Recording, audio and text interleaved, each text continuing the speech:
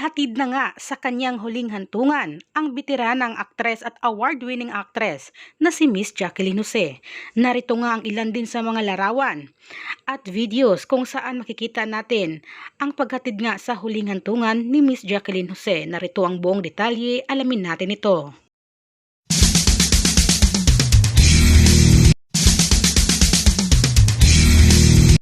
Ngayong araw nga ng linggo ay naihatid na nga sa kanyang huling hantungan ang veteranang aktres at award-winning actress at nag-iisang Miss Jacqueline Jose.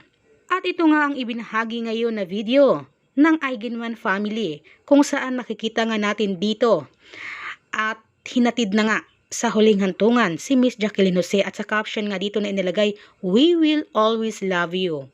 At nakatag nga dito ang anak ni Jake Ejercito at Andy Eigenman na si Ellie. Kagabi kasi ay huling lamay na.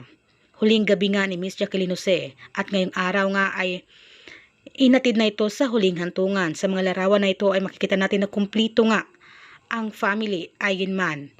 At dito rin makikita natin na exclusive for family nga ang huling gabi or huling lamay nga ni Miss Jacqueline Jose.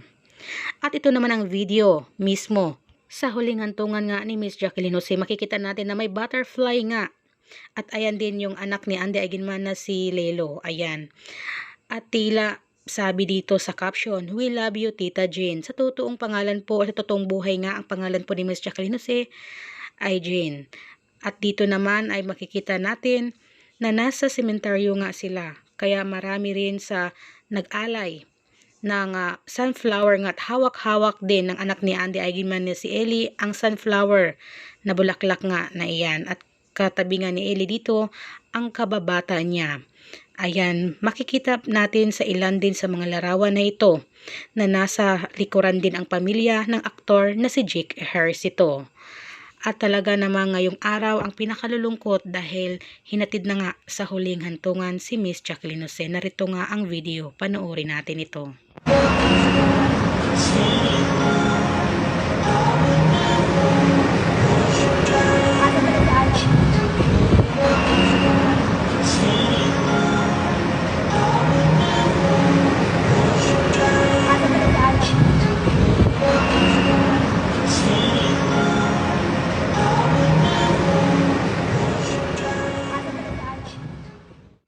At yan nga lang ang ilan sa mga videos sa paghatid nga sa huling hantungan kay Miss Jacqueline Jose na ibinahagi naman ng mga naulilang pamilya ni Miss Jacqueline Jose.